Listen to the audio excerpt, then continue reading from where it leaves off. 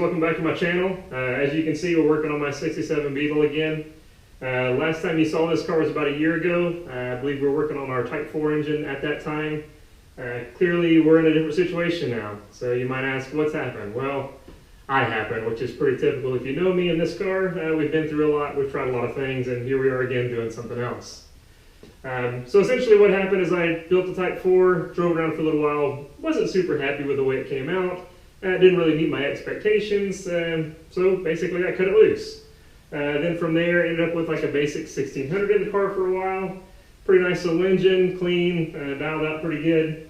Again, based on everything that I've had this car in the past, just really, well, didn't hit the mark, right? I was kind of thinking, oh, I'll put something basic in there, focus on other things. Clearly can't leave well enough alone. So here we are again. So what am I doing to it now? Well, going back to a project that I started over 10 years ago.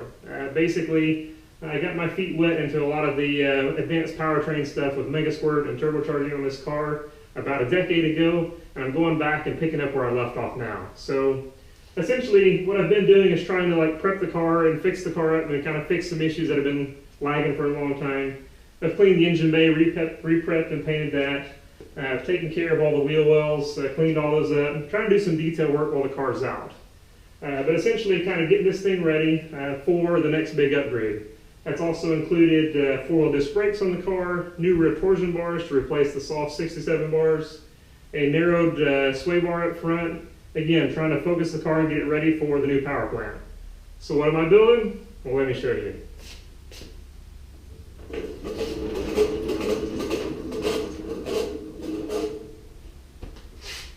Here we go, turbocharged Type 1 yet again.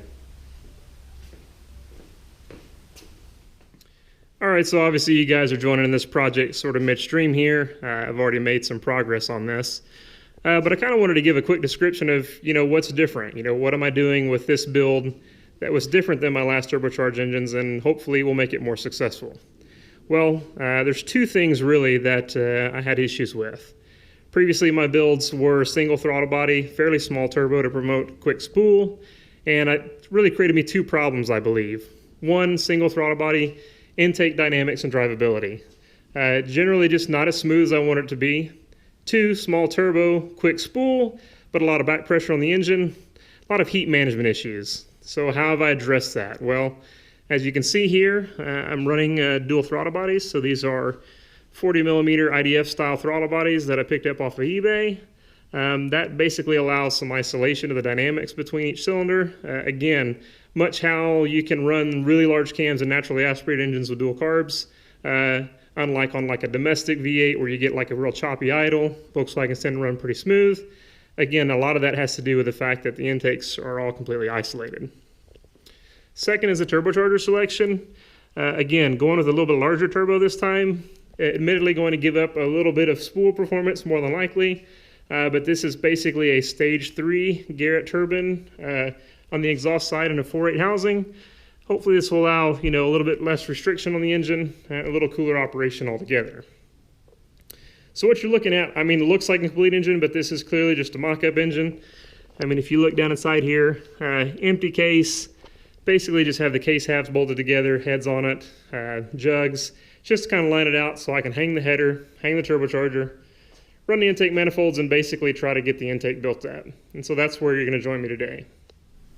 So like I said, you're kind of joining this project midstream already. Obviously, I've been doing a lot of work. If you check out my Instagram at VDubNut, you'll see a bunch of the pictures that sort of led up to now, but I wanted to go ahead and include you guys in on some of the final fabrication for the intake manifold and try to make sure that I get some videos done of the rest of the process, because clearly there's a lot of work left, but I didn't want to just completely miss some of this stuff. So here you can kind of see the pieces that we've been working on so far. Of course, I've got the Y pipe there, which is the main charge pipe coming from the turbocharger and branching out to the left and right bank. And that's going to feed two plenums, basically, one on top of each throttle body, which plenum is just basically this section here, which is just a volume of air that's above the throttle body for the throttle bodies to pull from. So you can see this stuff is mostly finished. I got a little bit more welding to do on the main charge pipe. And of course I need to go ahead and put the caps on the plenum. But essentially what I'm working on right now is trying to get the right hand plenum at the same spot, And so clearly you see I have it here on the welding table ready to go. Lots of blue tape here. Again, pretty handy to kind of do the fit up. Everything is made of individual pie cuts. I don't know if you can kind of see in there. But essentially, I'm using pie cuts to kind of get the bends. That allowed me to lay everything out in pieces, tape it all up, kind of putting it all together, and then I'll pull the tape back, start tacking it all up, and basically get this welded out. So the goal for today is essentially try to finish up the welding on the intake side. I want to get that right-hand plenum completely finished, go ahead and finish the left-hand plenum as well, wrap up the last bit of welding on the intake manifold, and then hopefully what I'd like to do really is get the engine stab back in the car, kind of lay all that back out, again to let me mock up just a few more aspects. So I still need to work on the pre-turbo piping, also need to go ahead and try to figure out the blow-off valve location, but I didn't want to try to do all that outside of the car. I wanted to get to the point where the bulk of the fab is done, basically get the mock-up motor back in the car so we can take a look at it, lay it out, and try to figure out what's going to work best. So why don't you go ahead and join me, and we'll go ahead and start doing some more fabrication, and let's see what we can get accomplished today. All right, so here we are ready to go. Kind of wanted to say right out of the gate, this channel is not intended to be sort of a how to weld. There's plenty of people out there that know a lot more and can teach you a lot more than I can. What I hope to show you here is just my process. Clearly I'm learning all the time. Projects like this I think are really good because they force you to learn more, get a lot of practice. So I've learned a ton just by making the stuff I've made already. Again, trying to hone my skills, learn more, try to push myself. So really what I'm just trying to show you here is my approach to things. Take some tips from it what you want. Otherwise, just enjoy the trip. Hopefully we'll get to look back on some of this stuff where we're ripping down the road of this thing with a new engine. But essentially here I've got this thing just in a little vise that I can work out of it. Everything's taped up. This is all stainless, 304 stainless. When you're welding stainless, argon is for the protective gas is pretty important. You also have to back purge the inside of the weld to make sure that you don't get oxidation in there. That will be something we'll do here in a little bit, but initially I'm just going to tack up these pie cut sections to make sure I get the orientation correct and get it locked in. I personally don't back purge during that process. Yeah, you get a couple little dots of sugaring on the inside, but usually I can reach inside there with a die grinder and a sanding disc to kind of clean that up. And of course I'll back purge when I go to weld all this together. So anyway, let's go ahead and get started.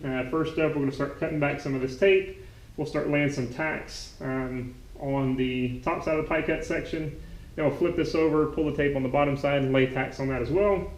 Then from there, we'll get set up, back purge it, and do a full weld on it. So let's get started.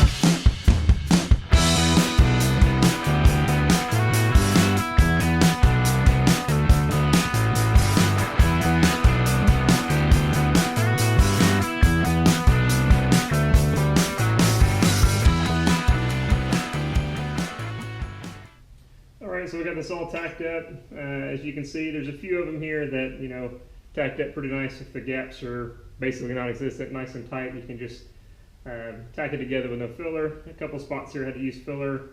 That one in particular was a bit of a booger. Again, fit up is pretty important. The tighter you can get stuff to fit, the better off it is. Again, learning myself, some stuff fits up really well, some stuff there's a little bit of gaps here. Again, kind of comes back to stuff I had to cut by hand versus stuff that was cut on like a cold metal shop saw or something like that. So essentially I got these all tacked up and ready to go. So now we'll go and let this cool off a little bit. I'll go ahead and Scotch-Brite clean the entire thing. I'm going to get set up with back purging, and we should be able to just go ahead and burn this entirely in. So hopefully pretty straightforward from this point. Follow on.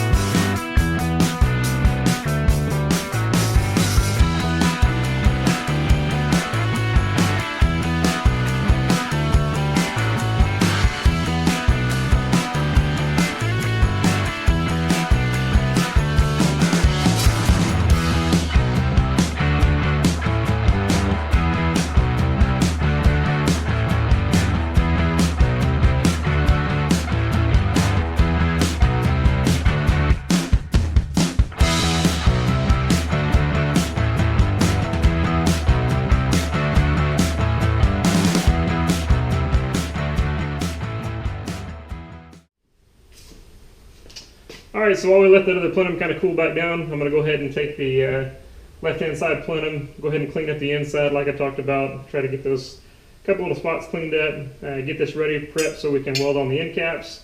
Then we'll take the other plenum, clean up the inside of that, and then get it ready for the end caps as well, and that should finish that up. So let's go ahead and get going on this.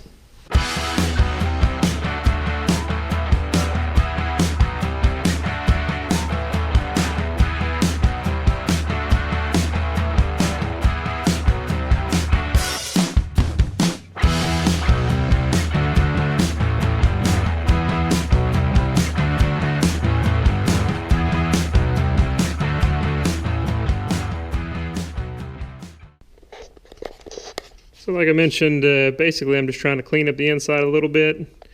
Ultimately I'm just using the die grinder with the burr bit just to catch just the back side of the weld where I tacked it without back purging, where there's just a little dot of sugaring. I knock that out with a burr and then use a little sanding drum on the drill here just to kind of smooth anything else out. But it looks pretty good here.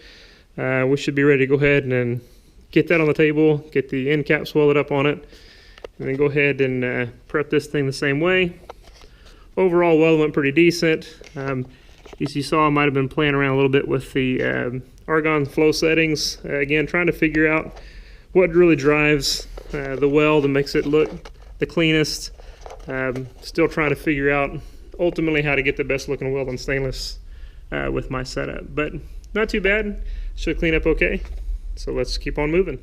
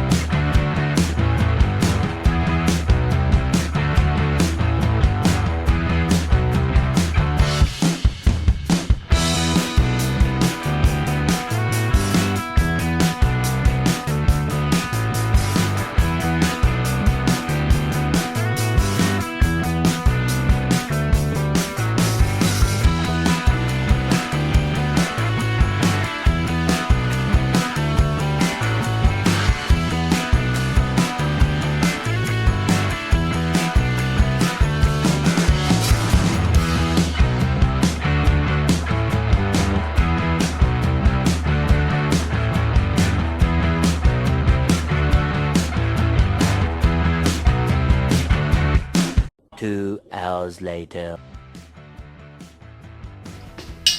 Last but not least, let's go ahead and get this thing burned in. We'll be done with all the welding today.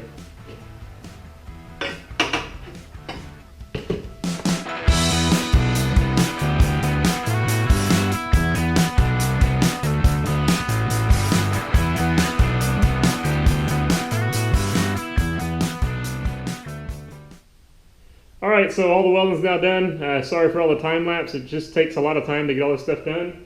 Overall, pretty happy with how they came out. Generally pretty decent. Like I said, certainly not an expert. I'm not the guy that's going to teach you how to do all this welding stuff. But pretty happy with how they came out. Certainly learned a lot. Definitely get a little more consistent with my welding. So next step, I want to throw those back on the motor. Go ahead and get the motor stabbed back in the car. Then we can kind of see how everything else is going to lay out. So let's get to it.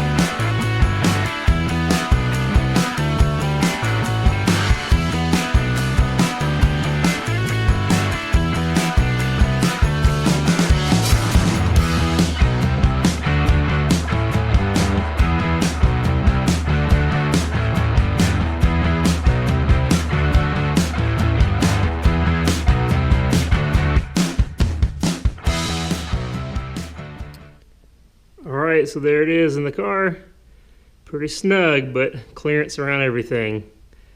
Just happy to see that hood hinges are good. I was pretty sure they'd be okay, but I knew they would be kind of close. Also was concerned about fuel rails. I'm using exterior fuel rails on these throttle bodies. I have room there using the stubby or the Pico injectors, so I should be okay. So all in all, this is kind of where we're at. Again, pretty happy with how everything's coming out so far. From here, I can work on, getting the exhaust on it, working on the intake piping for the air cleaner, blow-off valve, going to go in this area here, meth nozzle somewhere in there. We should be good to go. All right, so I hope you had fun following along today with the fabrication. Let me know in the comments below if you like what you saw here, if you want me to continue making videos as we finish up this project. Like I said, there's a long ways to go. I've got the actual engine build itself. In addition to finishing it from the fabrication, I've got to put fuel injection back in this car again, so that's fuel system wiring, ECU.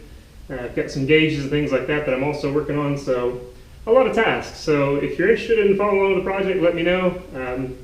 It legitimately takes a ton of time to make videos along with doing all this, but if you guys are interested, I'll certainly try to make the effort to get this all documented so you can follow along. I think it's going to be pretty cool again in the end to get this thing on the road, get it ripping again with this engine. Should be pretty solid. Alright guys, so thanks for joining me today. Got a lot done, already broke out a sweat, ready to call it a day. It's unseasonably warm here in Georgia. It's like mid-70s at the end of December. Really want some cold weather to come back through again, but anyway, we got a lot accomplished. Hope you enjoyed following along. Like I said, give me a thumbs up, subscribe to the videos, let me know in the comments or here or on my Instagram if you're interested in seeing more videos, and we'll gladly try to put some together. Thanks for watching, see you next time.